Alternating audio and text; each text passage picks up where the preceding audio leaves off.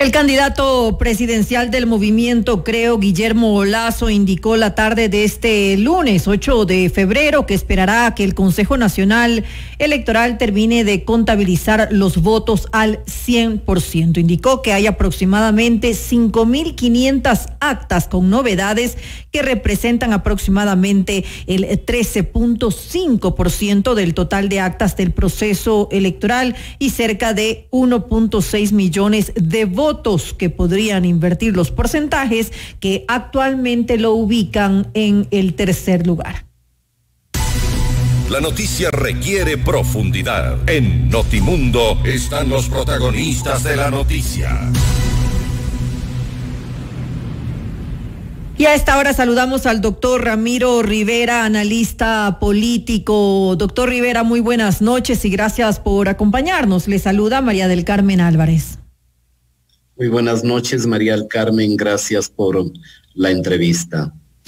Doctor Rivera, ¿qué podemos decir de los resultados de estas elecciones generales en nuestro país cuando hay dos candidatos que se ubican en la segunda y tercera posición, a los que realmente los separa una cantidad de votos muy pequeña?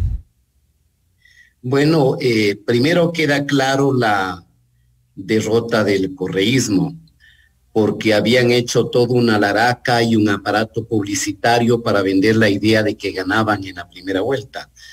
Y no solamente que no ganaron en la primera vuelta, sino que han retrocedido 7 puntos respecto al caudal electoral que tuvieron en el 2017, 32% versus al 39% que sacó Lenín Moreno.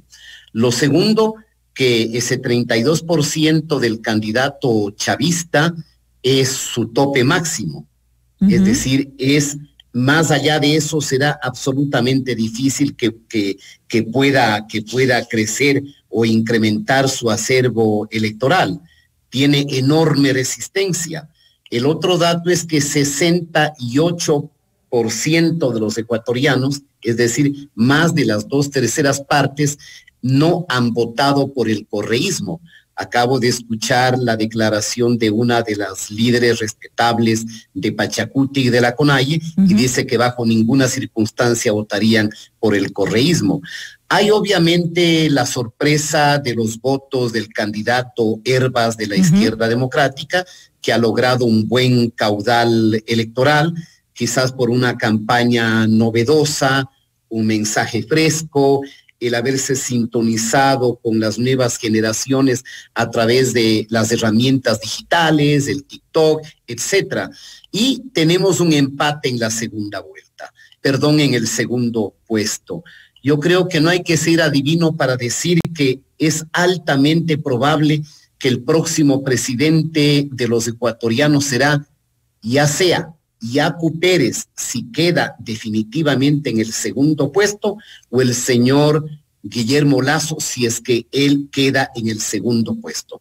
Hay un pedazo muy chiquito que los separa, fragmentos de un décimo, digamos, de un punto, y habrá que esperar que el Consejo Nacional Electoral dirime el tema. Lamentablemente la señora Tamaín tuvo el error, digamos que voluntario, de anunciar un segundo puesto cuando lo que se ha producido en este momento es un virtual y un empate matemático. Sin embargo, doctor Rivera, a medida que el tiempo pasa, pareciera que se sigue consolidando esa segunda posición para Yacu Pérez. Vemos, por ejemplo, ahora tenemos el 98.74% de las actas procesadas y para Andrés Arauz ha sido más bien un retroceso. Estaba hasta hace pocos minutos en 32.10%, ahora está en 32.07%, mientras que Yacu Pérez sigue aumentando el porcentaje. Estaba en 19 punto algo y ahora está en 20.01, y Guillermo Lasso se mantiene en 19.56. Pareciera que se está consolidando esa segunda posición para Yacu Pérez. ¿Hasta qué punto podríamos pensar que sí se puede revertir ese resultado? Eso no lo sabemos hasta que no termine en su totalidad el escrutinio. Usted ha señalado que hay una tendencia estable para Yacu Pérez, una situación estable para el señor Guillermo Lasso y un decrecimiento del señor Arauz. Así Lo es. que definitivamente se producirá, reitero una vez más, es que quien quede en el segundo puesto tiene la más alta probabilidad de acceder a la presidencia de la República. Seamos más directos. En el caso de que quedase el señor Yacu Pérez, yo creo que la tiene fácil, porque además ha contado con la generosidad de Guillermo Lasso de ofrecerle su apoyo de antemano. Así es. La tiene fácil. Pero digamos que hipotéticamente quedase por fracción pequeña Lasso en la segunda ubicación. ¿Qué pasaría Igual, en ese caso? La tiene más complicada, pero nunca hay una jornada perdida. Es decir, un evento electoral se parece a un partido de fútbol. Lo que se ha agotado es un primer tiempo con un gol de ventaja, diríamos, para el chavismo. Pero falta el segundo tiempo. Y me parece que los ecuatorianos han votado, obviamente, contra la corrupción, contra la intolerancia, contra el abuso, contra la corrupción, contra el hecho de que constituye una vergüenza que un candidato a la presidencia sea financiada por la narcoguerrilla, según las denuncias de la revista Semana y las investigaciones de las autoridades de fiscalía en la hermana República de Colombia. Es decir, mientras Yacu Pérez tiene posibilidad de ganar, porque todos los anticorreístas se sumarían a él, mientras Guillermo Lasso igualmente tiene enorme posibilidad de ganar, porque todo el Ecuador anticorreísta iría atrás de él, el señor Arauz tiene un techo infranqueable, un bloque absolutamente de hormigón que no le permite crecer un solo punto. Es decir, eso queda absolutamente claro. Es decir, usted, doctor Rivera, para esta segunda vuelta electoral considera que ese 68% que se encuentra dividido entre varios candidatos, principalmente entre los que se encuentran en la segunda, tercera y cuarta posición, ninguno de esos candidatos, ninguno de esos votos pasaría en una segunda vuelta electoral hacia a Andrés Arauz? ¿No considera que esto sería posible? Bueno, puede tener algún crecimiento. Pero un margen mínimo. Pensemos, pero más lento, pero menor en volumen. Pensemos en el 2017. En la segunda vuelta, Lenín Moreno incrementó en 10 puntos, mientras Lasso incrementó en casi 20 puntos.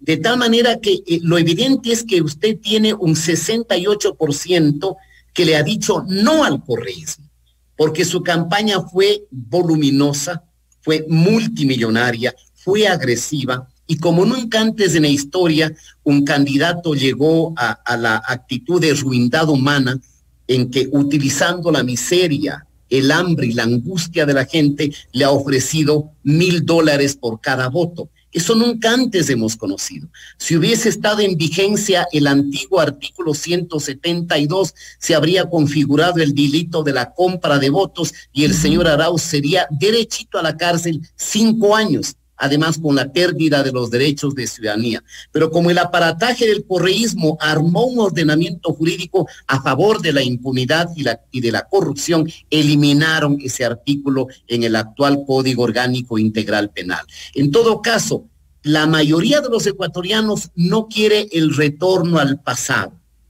Lo que ha dicho la señora Tibán. A 14 años del latrocinio, en la primera etapa Correa y en la segunda etapa el señor Lenín Moreno. Aunque a este último la historia le reconocerá haber impedido o evitado que el Ecuador sea arrastrado al infierno de Venezuela. ¿Usted ve la posibilidad de que se den alianzas en una segunda vuelta electoral, tomando en cuenta que tenemos propuestas muy diferentes? ¿Podría darse esto? ¿Sería beneficioso para cualquiera de los dos candidatos? Es que si no hay acuerdos, la gobernabilidad no es viable en el Ecuador. Diríamos que la composición de la próxima Cámara, usted va a tener un primer puesto para el correísmo, cerca de 47 a 49 votos. El correísmo siempre va a ir en la línea de la conspiración. El correísmo, sea el gobierno de Yacu Pérez o sea el gobierno de Guillermo Lasso, siempre va a apostar a que la economía se destruya, a que la política colapse y a que esto sea inviable, porque soñarán con la convocatoria a una famosa constituyente refundacional para un borra y va de nuevo y para que retornen los bandidos con la impunidad. Pero si es que el señor Lasso le toca gobernar o al señor Yacu Pérez le toca gobernar, están condenados a dialogar, a concertar, a ponerse de acuerdo en un conjunto de políticas de Estado. El señor Lasso ya lo ha dicho, ya lo ha invitado y ha estado siempre en la perspectiva de la apertura y de la gobernabilidad para darle estabilidad y progreso al Ecuador. Pero usted advertirá también que el señor Yacu Pérez ha tenido un discurso que se distanció del radicalismo de los señores Isa o del señor Vargas de la CONAIE, hace un discurso romántico de centro, ¿no es cierto? Así es. Donde está el tema ambiental, el tema del agua, el tema del cuidado de los animales, la minería, digamos, amigable. Y justamente se convirtió en un discurso atractivo para los jóvenes en nuestro país, doctor. Exactamente. Un discurso, si usted quiere, light, un discurso seductor y si usted prefiere un discurso romántico. Mientras, por ejemplo, para la ciudadanía que ve con preocupación el correísmo representa el infierno, en cambio el señor Yacu Pérez puede representar lo que yo denominaría un romántico salto al vacío. Porque ¿qué es lo que le rodea este momento al señor Yacu Pérez? El garrote del MPD y el radicalismo del movimiento indígena. El momento en que pase Yacu Pérez a la segunda vuelta, de así ratificarle el Consejo Nacional Electoral, será inevitable que él atempere su discurso. Así es. ¿No es cierto? Que en una perspectiva de conciliación, en una perspectiva de institucionalidad, de la democracia, del control del poder, de la tolerancia, del respeto, del pluralismo, que sería la antípoda, la antítesis de lo que constituye el correísmo. Y entonces, un eventual gobierno del señor Pérez no es viable si es que no tiene el apoyo al interior del Parlamento, digamos, de la izquierda democrática, si no hace el papel tradicional que hacía del avestruz, de meter la cabeza bajo la tierra y hacerse la tonta, o del apoyo de Creo o del Partido Social Cristiano. Porque la posibilidad de un entente entre el correísmo y el movimiento indígena es simplemente imposible. De tal manera que ese acuerdo tendría que pasar primeramente por una conversación, por entendimiento en la esfera de la Asamblea Nacional, para que la conducción de la Asamblea Nacional sea compartida entre Pachacuti, digamos, Creo, quizá el Partido Social Cristiano o Izquierda Democrática. Juntos todos estos bloques superarían los 70 o los 80 votos y tendrían una mayoría suficiente. Yo diría, lo mismo debería suceder si es que eventualmente el presidente en mayo es el señor Guillermo Lasso.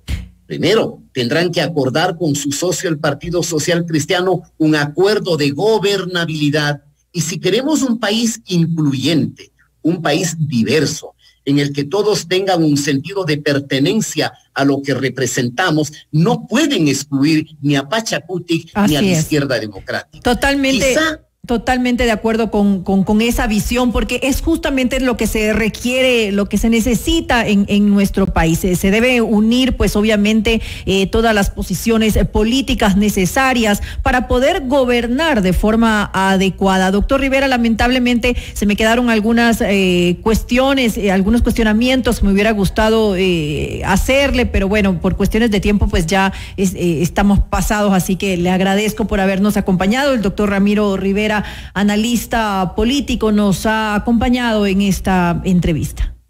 A usted, muchas gracias. Buenas noches. Muy buenas noches.